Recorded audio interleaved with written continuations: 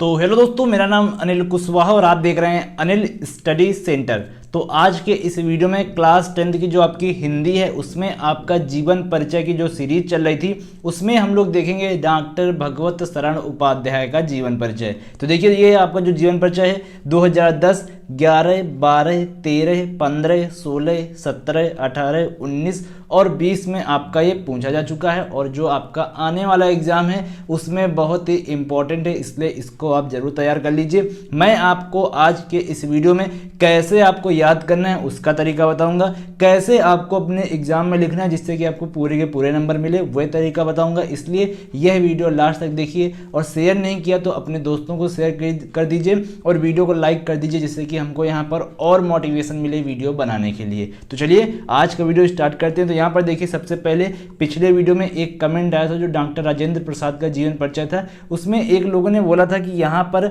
जो रामधारी सिंह दिनकर का जीवन परिचय वह इंपॉर्टेंट है कि नहीं। तो देखिए, 2021 के एग्जाम में रामधारी सिंह दिनकर का जीवन परिचय आपके सिलेबस से हटा दिया गया, जो 30% आपका सिलेबस कट हुआ था।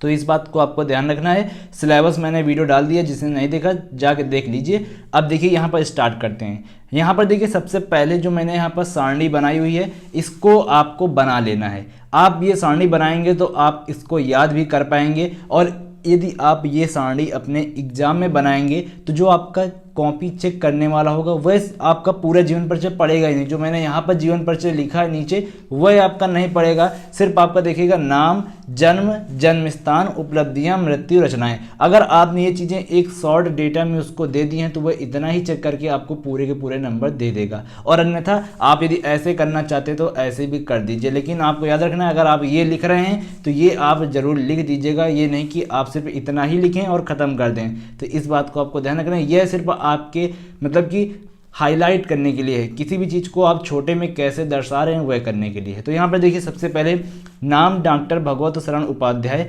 जन्म इनका कब हुआ? तो इनका जन्म हुआ था सन 1910 ईस्वी में। अब उसके बाद जन्म हो गया, जन्म कहाँ हुआ था? तो इनका जन्म उत्तर प्रदेश के बलिया जिले के उजियारपुर नामक ग्राम में हुआ था। उत्तर प्रदेश के बलिया जिले के उजियारपुर नामक ग्राम में हुआ था। उसके बाद इन्होंने कुछ उपलब्धियां हासिल की थी। इनके पिता का नाम तो जीवन परिचय में दिया नहीं, मैंने एक दो बुकों में देखा तो उन्हें मुझे नहीं मिला।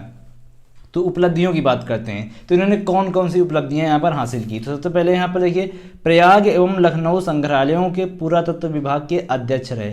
जो प्रयाग एवं लखनऊ संग्रहालय हैं उनमें ये पुरातत्व विभाग के अध्यक्ष रहे। और उसके बाद यहाँ पर विक्रम विश्वविद्यालय जो उज्जैन में है, प्राचीन इतिहास विभाग के प्रोफेसर एवं अध्यक्ष पद पर भी कार्य किया। तो ये इनके जीवन की महत्वपूर्ण उपलब्धियां थी जो मैंने यहाँ पर एक शॉर्ट में यहाँ पर 3 से 4 लाइनों में यहाँ पर खत्म कर दी। अब उसके बाद उपलब्धियों के बाद अगर इनको कुछ अवार्ड वगैरह मिले तो उनको भी लिख सकते हैं, नहीं मिले हैं तो इसके बाद डायरेक्ट आपको इनकी मृत्यु। तो इनकी मृत्यु कब हुई?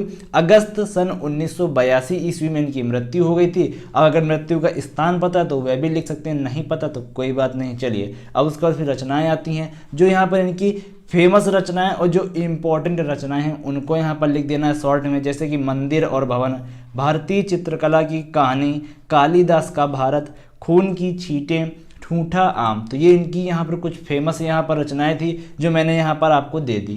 तो ये हो गया यहाँ पर शॉर्ट डिटेल जो यहाँ पर आपने भगवत शरण उपाध्याय के जीवन परिचय में यदि आप देना चाहते हैं तो दे सकते हैं। और ये जो तरीका है याद करने का वन ऑफ द बेस्ट दोस्तों तरीका है, आप इस विश्वास मानिए। आप ऐसे अगर किसी भी जीवन परिचय को याद कर लेंगे तो आपको उसको कभी भूलेंगे नहीं और उसको बार बार रटने की जरूरत नहीं पड़ेगी। और इसको आपने एग्जाम में भी ये सारणी बना के लिखेंगे तो आपको नंबर भी पूरे मिलेंगे। चलिए अब देखते हैं यही जो मैंने सारणी बनाई हुई है इसको आप जीवन परिचय के रूप में कैसे कन्वर्ट करेंगे जिससे कि आपका एक पेज का हो जाए। तो यहाँ पर देखिए, सबसे पहले आपको हेडिंग डालनी है जीवन परिचय और आपको अपने एग्जाम में ब्लैक और ब्लू पेन का ही यूज करना है, रेड पेन का यूज नहीं करना है। तो सबसे पहले यहाँ पर देखिए, भगवत शरण उपाध्याय का जन्म सन 1910। अब देखिए यहाँ पर आपने देखा कि जो 1910 मैंने लिखा है इसको ब्लैक पेन से हाईलाइट कर दिया जिससे कि जो यहाँ पर चेक करने वाला होगा उसको अलग से ही दिखेगा कि यहाँ पर आपने जन्म को यहाँ पर हाईलाइट कर दिया, जन्म स्थान को हाईलाइट कर दिया, तो ये आपको भी करना है। भगवत शरण उपाध्याय का जन्म सन 1910 ईस्वी में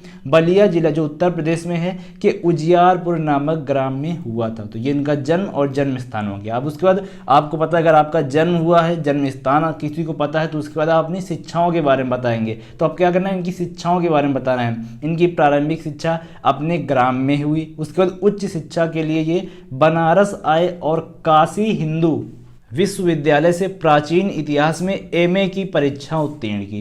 पहले इनकी जो यहाँ पर प्रारंभिक शिक्षा हुई वह यहाँ पर कहाँ हुई, इनके ग्राम में हुई। उसके बाद उच्च शिक्षा के लिए यहाँ पर इन्होंने यहाँ पर विश्वविद्यालय से प्राचीन इतिहास में एमए की परीक्षा उत्तीर्ण की जो काशी में है। उसके बाद यहाँ पर ये प्रयाग एवं लखनऊ संग्रहालयों के पुरातत्व विभाग के अध्यक्ष भी रहे और उसके बाद इन्होंने पिलानी स्थित बिड़ला महाविद्यालय में प्राध्यापक के पद पर भी कार्य किया। तो यहाँ पर शिक्षा जब किसी की कंप्लीट हो जाएगी तो उसको यहाँ पर क्या होगा कि कुछ इनकम करनी होगी। तो इनकम करने के लिए कुछ ना कुछ वर्क करेगा, जैसे कि यहाँ पर इन्होंने पुरातत्व विभाग के अध्यक्ष रहे, उसके बाद इन्होंने पिलानी स्थित बिड़ला महाविद्यालय में यहाँ पर प्राध्यापक के पद पर भी कार्य किया। उसके पश्चात यहाँ पर विक्रम विश्वविद्यालय उज्जैन में यहाँ पर प्राचीन इतिहास विभाग के प्रोफेसर एवं अध्यक्ष पद पर कार्य किया। कार्य करके अवकाश ग्रहण किया और उसके बाद यहाँ पर देहरादून में स्थायी रूप से निवास करते हुए साहित्य सेवा में जुड़ गए। यहाँ पर अपने अंतिम दिनों में यहाँ पर एक कहाँ पर रहे, देहरादून में स्थायी रूप में निवास करते हुए साहित्य सेवा जो यहाँ पर हिंदी साहित्य के प्रति इनका प्रेम था उसमें ये लग गए। फिर उसके बाद यहाँ पर क्या हुआ, अगस्त सन 1982 ईस्वी में इस मनीषी साहित्यकार ने इस आसार संसार से विदा ले ली। तो उसके बाद इनकी यहाँ पर जब कहाँ मृत्यु हुई या फिर मृत्यु का यदि आपको सन पता है तो उसके बारे में आपको यहाँ पर दे देना है जो डेटा आपके पास हो। तो ये हो गया यहाँ पर जीवन परिचय, जो यहाँ पर आपका जन्म से स्टार्ट किया जो मृत्यु तक आया। अब उसके बाद इन्होंने अपने जीवन में कुछ यहाँ पर रचनाएं लिखी। अब आपको बेसिकली पता ही, जब आप हिंदी के जीवन परिचय पढ़ रहे हैं तो कुछ रचनाएं भी इन्होंने की होंगी। तो उनकी रचनाओं के बारे में बात कर लेते हैं। तो सबसे पहले यहाँ पर देखिए रचनाओं में बात करते हैं। इन्होंने पुरातत्व के लिए यहाँ पर कौन कौन सी रचनाएं लिखी। मंदिर और भवन, कालिदास का भारत, भारतीय चित्रकला की कहानी। अगर आपको हेडिंग वाइज याद है तो हेडिंग वाइज लिख दीजिए, अगर आपको हेडिंग वाइज नहीं याद है तो कोई दिक्कत नहीं, आप वैसे भी लिख सकते हैं कॉमा कॉमा करके। तो मंदिर और भवन, कालिदास का भारत, भारतीय चित्रकला की कहानी, ये पुरातत्व विधा की यहाँ पर इनकी रचनाएं थी। उसके इतिहास विधा में इन्होंने कौन कौन सी रचनाएं लिखी, खून की छींटें, इतिहास साक्षी है, इतिहास के पन्नों पर। तो ये इनकी जो कुछ रचनाएं थी जो यहाँ पर इतिहास विधा की थी। फिर उसके बाद इन्होंने आलोचना विधा में कुछ रचनाएं की जो यहाँ पर विश्व साहित्य की रूपरेखा, साहित्य और कला। तो ये इनकी यहाँ पर आलोचना विधा की रचनाएं हो गई। तो और भी यदि आपको रचनाएं पता है तो उनको लिख सकते हैं और ज़्यादा मत लिखिए, क्योंकि आपके एग्जाम में तो सिर्फ एक ही रचना लिखने के लिए बोला जाता है। आप 2 से 3 रचनाएं लिख दीजिए, इनफ है आपके लिए। तो आप देखिए रचनाएं के बाद यहाँ पर आपके एग्जाम में क्वेश्चन होता है। देखिए क्वेश्चन क्या होता है कि निम्नलिखित लेखकों में से किसी एक का जीवन परिचय लिखिए तथा उसकी एक रचना का नाम लिखिए और साहित्य में क्या स्थान रहा उसका यह भी लिखिए। पूरा आपका 4 नंबर का आता है। 2 नंबर होते हैं आपके जीवन परिचय के, 1 नंबर होता है आपकी रचना का, 1 नंबर होता है साहित्य में स्थान का। तो चलिए साहित्य में क्या स्थान था उसके बारे में भी बात कर लेते हैं। और साहित्य के स्थान को यहाँ पर आपको याद करने की जरूरत ही नहीं दोस्तों, कुछ नहीं करना। उपाध्याय जी पुरातत्व और संस्कृत के महान विद्वान हैं। उसके बाद वे हिंदी के पुरातत्वविद, भारतीय संस्कृत के अध्येता थे। इन्होंने 100 से भी अधिक पुस्तकें लिखकर हिंदी साहित्य में अपना उल्लेखनीय स्थान बनाया है। अब आपको पता है जीवन परिचय लिख रहे हैं, किसी के जीवन के बारे में अच्छी अच्छी बातें लिख रहे हैं, तो साहित्य में स्थान में आपको अच्छी अच्छी बातें लिख देनी है। जैसे कि वे हिंदी के पुरातत्वविद, भारतीय संस्कृत के अध्येता थे। उपाध्याय जी पुरातत्व और संस्कृत के महान विद्वान थे। उसके बाद इन्होंने 100 से भी अधिक पुस्तकें लिखकर हिंदी साहित्य में अपना उल्लेखनीय स्थान बनाया है। तो ऐसे आपको हिंदी के शब्द ढूंढने जो यहाँ पर थोड़ा सा मतलब कि अलग से उनका, अगर उनको पढ़ें तो कुछ यहाँ पर लगे हाँ कि इसने हिंदी के कुछ वर्ड ऐसे लिखे हैं जो यहाँ पर अच्छे हैं, जो यहाँ पर अट्रैक्टिव हैं। तो ऐसे शब्दों को भी आपको यहाँ पर निकाल के रख लेना है।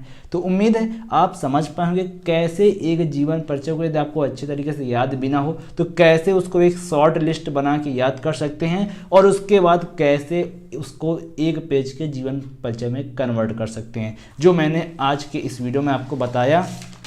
तो उम्मीद है दोस्तों समझ पाएंगे कैसे आपको भगवत शरण उपाध्याय का जीवन परिचय लिखना होता है, कैसे आपको याद करना होता है और कैसे आप पूरे नंबर पाएंगे। देखिए ये जो सारणी बहुत ही इंपॉर्टेंट है आपके लिए, मैंने आपको वीडियो की शुरुआत में ही बताया था और वीडियो के आखिर में बता रहा हूँ कि ये इस तरह का सारणी बना के आप याद करेंगे तो बहुत ही आपके लिए हेल्प करेगी। तो चलिए फिलहाल आप समझ गए होंगे कैसे आपको जीवन परिचय लिखना होता है, और यदि आप ध्यान से इस वीडियो को देखे होंगे तो उम्मीद है कि आप समझ भी पाएंगे, पूरा जीवन परिचय आपको याद भी हो गया होगा। और रचनाएं तो आपको याद करनी ही पड़ेंगी, इनका कोई शॉर्टकट है नहीं। तो चलिए मिलते हैं दोस्तों नए वीडियो में। उम्मीद है आपको ये पूरा वीडियो पसंद आएगा। अगर आपको वीडियो पसंद आया तो क्या करना है, कुछ नहीं, बस आपको लाइक कर देना है, जिससे कि हमारा यहाँ पर मोटिवेशन बढ़ता रहे। हमको यहाँ पर अच्छी जो वाइब्स है, जो अच्छी फीलिंग है वह आती रहे। अगर आप लाइक करेंगे, शेयर भी करेंगे तो और भी अच्छा होगा। अपने क्लासमेट को शेयर कीजिए जिनको ऐसे वीडियोज़ की ज़रूरत है, और चैनल को सब्सक्राइब करके अपना सपोर्ट जरूर दिखाइए, क्योंकि आपको सब्सक्रिप्शन के लिए किसी भी प्रकार के रुपए देने की जरूरत नहीं, बिल्कुल आपका फ्री का सब्सक्रिप्शन है। चलिए मिलते हैं नए वीडियो में, अभी के लिए इतना ही रखते हैं। वीडियो देखने के लिए बहुत बहुत धन्यवाद। जय हिंद,